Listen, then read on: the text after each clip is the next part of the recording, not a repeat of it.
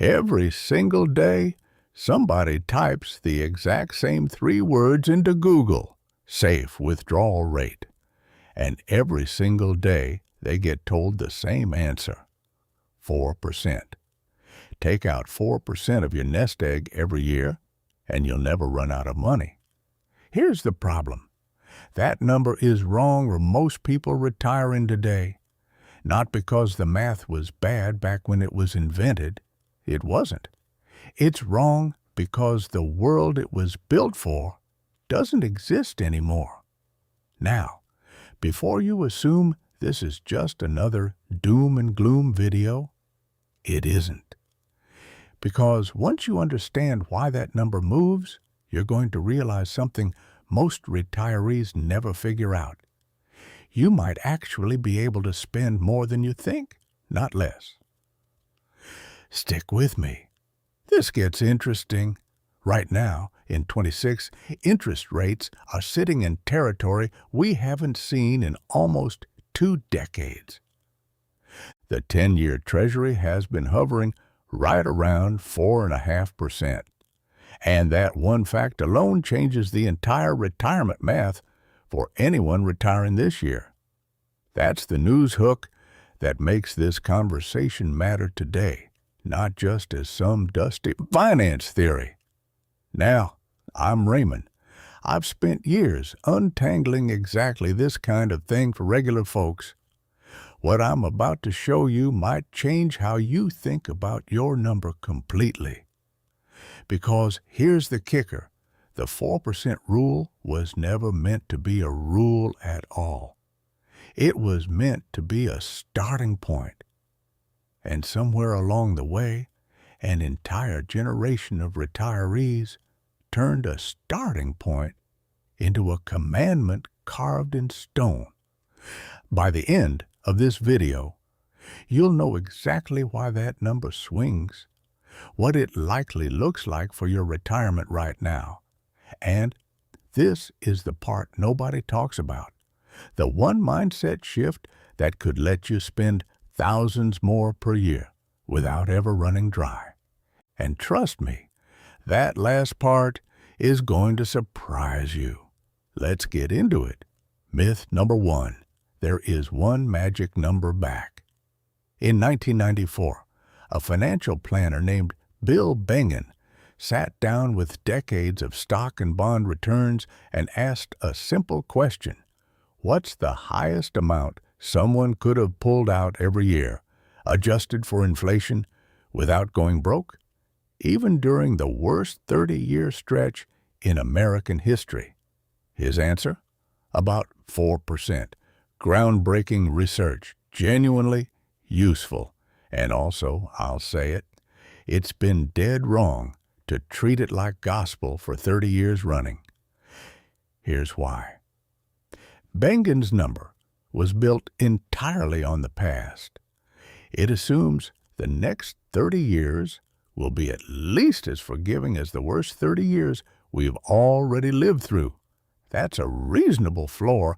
It is not a forecast. Math number 2. The rate never moves. It absolutely moves, does, because 2 things drive it, and both of them change every single year. How expensive stocks are, and how much bonds are actually paying you. When stocks are pricey, think 1999, right before the dot-com crash. History shows future returns tend to be weaker. When stocks are cheap, future returns tend to run hotter. That's not opinion, that's just what happens when you overpay or underpay for anything. Whether it's a stock, a used truck, or your neighbor's above-ground pool. Bonds are even more straightforward. If a 10-year Treasury pays you 4.5% today, you can reasonably expect something close to that over the next decade. When bond yields were sitting near zero back in 20 and 21, that dragged the whole safe withdrawal number down. And this isn't just theory. It's tracked every single year. Morningstar's 25 State of Retirement Income Report, released this past December, put the baseline safe starting rate at 3.9%, up from 3.7% the year before, mainly because bond yields have gotten healthier. And here's the part most headlines skip. When Morningstar modeled flexible spending strategies on top of that baseline, some pushed the safely supportable rate as high as 5.7%. Same portfolio, same market, just a different approach. Turns out the right number has about as much consistency as the weatherman's forecast, except this one you can actually plan around. Myth number 3, it's all about the average return. But here's what none of that accounts for yet. And it's the single biggest wrecking ball in retirement planning. It's called sequence of returns risk. Translation: it's not just how much your portfolio earns over 30 years. It's when you earn it. Picture two neighbors.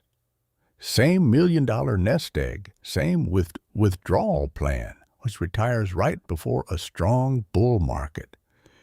The other retires right before a nasty 2-year downturn. Same average return over 30 years, wildly different outcomes. Why?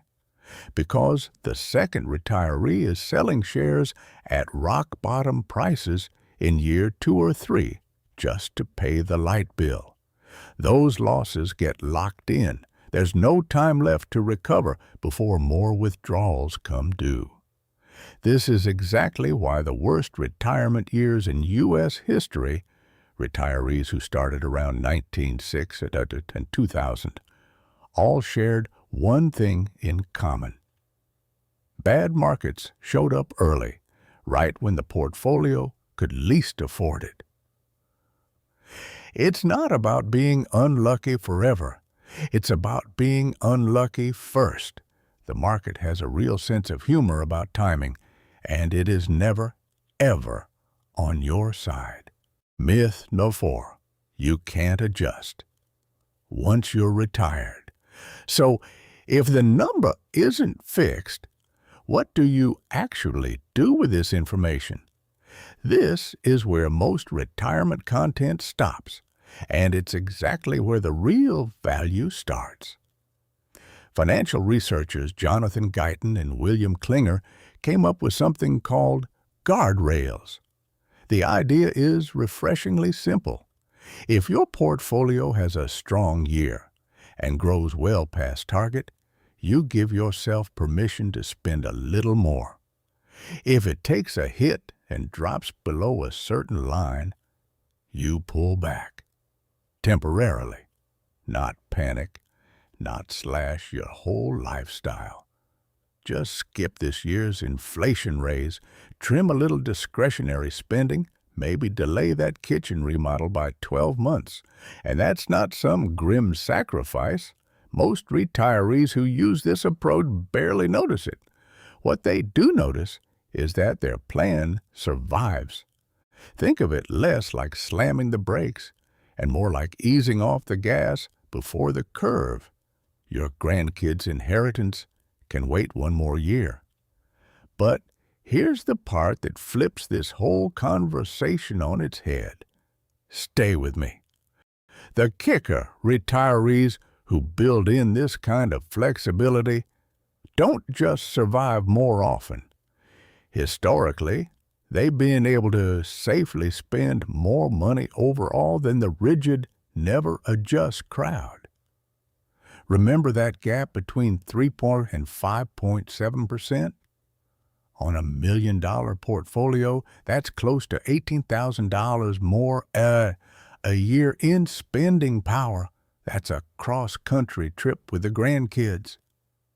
That's the difference between white-knuckling every bank statement and actually enjoying the thing you worked 40 years for. And here's the part that should really make you sit up. Research from David Blanchett has found that real inflation-adjusted spending tends to naturally decline through the middle years of retirement. Folks travel less, eat out less, slow down a bit, which means the plan often gets safer the longer it survives, not riskier. The scary part isn't the years 20 through 30, it's the first 3 to 5. Nail those, and the rest tends to take care of itself. Action steps. So here is what I want you to actually do this week. 3 things. 1, stop asking what's my number and start asking what's my starting point given today's rates. That means checking current bond yields, not a number you read in a book from the 90s. 2, build a guardrail into your plan before you retire, not after a bad year forces your hand. Decide now, if my portfolio drops X%, what am I willing to trim? 3, talk to a CPA or fee-only planner about how this interacts with your Social Security timing and your required minimum distributions. That's the money the IRS eventually forces you to pull out of retirement accounts, whether you want to or not, generally starting at age 73 if you were born in 1950 or earlier, or 70 if you were born after that, under current law. Uncle Sam doesn't send birthday cards, but he sure remembers your birth year when it's time to collect. Getting your withdrawal order right can matter as much as your withdrawal rate. Look, the tax code wasn't written by anyone who ever had to live on it. But you don't need a perfect number. You need a flexible system, a little discipline, and the willingness to adjust when life throws you a curveball. That's not a compromise. That's how the smartest retirees actually win this game. Drop your target retirement year in the comments, and I'll tell you what part of this matters most for your situation. If this saved you from chasing a number that doesn't apply to you anymore, hit like and subscribe. I break down exactly this kind of stuff every single week. And before you go, if nobody's told you about the new $6,000 deduction that just landed for seniors this July, you're leaving money on the table. I broke down all 3 of those updates in the video right here. Go watch that one next, because that number changes your tax picture just as much as anything we covered today. I'll see you over there.